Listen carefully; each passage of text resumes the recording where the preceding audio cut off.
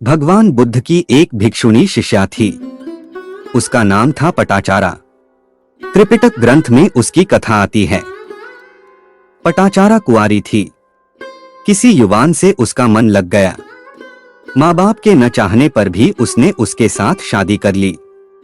श्रावस्ती नगरी से बहुत दूर देश में वह अपने पति के साथ रहने लगी। कालचक्र घूमता गया। वह 2 बच्चों की माता हुई। काफी वर्ष गुजरने पर पटाचारा के मन में हुआ कि कुछ भी हो, आखिर माँ बाप बूढ़े हो गए होंगे, अब मैं अपने परिवार के जनों से मिलूं। उन माँ बाप को रिझा लूं, मना लूं। पटाचारा अपने पति और 2 बेटों के साथ चली श्रावस्ती नगरी की ओर। आज से 2500 साल पहले की बात है। गाड़ी मोटरों की सुविधा न थी। लोग पैदल चलते थे। यात्रा करते करते ये लोग घने जंगल से गुजर रहे थे। रात्रि में पति ने शयन किया और सांप ने उसे काटा। पति मर गया। पटाचारा के सिर पर मानो एक दुहक का पहाड़ गिर पड़ा। इतना ही नहीं, रात्रि को तो पति की मृत्यु देख रही है और प्रभात में पुत्र को किसी हिंसक प्राणी ने झपट लिया। वह मौत के घाट उतर गया। अब वह एकलौते बेटे को देखकर मुश्किल से संभल रही है। प्यास के मारे दूसरा बेटा पानी खोजने गया।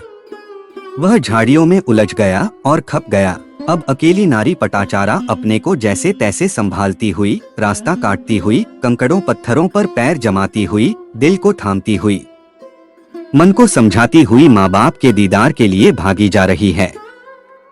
वह अबला श्रावस्ती नगरी में पहुंचती है तो खबर सुनती है कि जोरों की आंधी चली, उसमें उसका मकान गिर गया और बूढ़े माँ बाप उसके नीचे दबकर मर गए।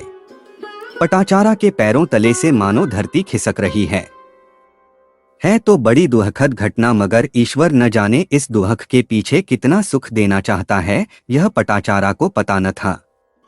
संसार का मोह छुड़ाकर शाश्वत की ओर ले जाने वाली ईश्वर कृपा न जाने किस व्यक्ति को किस ढंग की व्यवस्था करके उसे उन्नत करना चाहती है।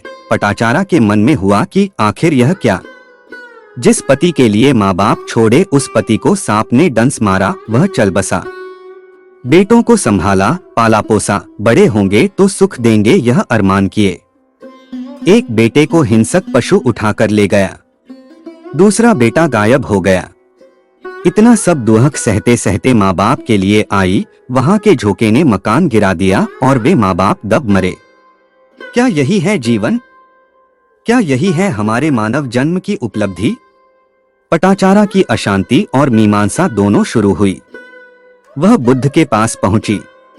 पटाचारा से बुद्ध ने कहा, पटाचारा, जो कुछ होता है जीव की उन्नति के लिए, विकास के लिए होता है। तेरे 2 पुत्र इस जन्म में तेरे पुत्र थे, परंतु न जाने कितनी बार और कितनों के पुत्र हुए और अभी न जाने वे किसकी कोख में होंगे, तुझे क्या पता। तेरा पति इस जन्म में तेरा पति था, परंतु करोड़ों बार न जाने कितनों का पति बना होगा।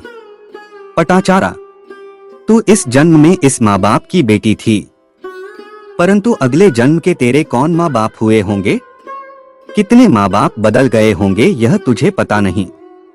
शायद वह पता दिलाने के लिए परमात्मा ने यह व्यवस्था की हो। जगत की नश्वरता समझाते हुए बुद्ध ने पटाचारा को उपदेश दिया। पटाचारा ऐसी भिक्षुणी बनी कि उसने एक बार महिलाओं के बीच प्रवचन किया और उसी एक प्रवचन से प्रभावित होकर 500 महिलाएं साध्वी हो गईं। कहाँ तो जीवन की इतनी भीषण दुखद अवस्था और कहाँ बुद्ध का मिलना, और वह ऐसी भिक्षुणी हो गई कि 500 महिलाएं एक साथ भिक्षुणी बन पड़ी। अभी सत्संग में उसकी चर्चा होती है। हम समीक्षा करेंगे तो पता चलेगा कि हर दुहक के पीछे कोई नया सुख छिपा है और सुख के पीछे दुहक छिपा है।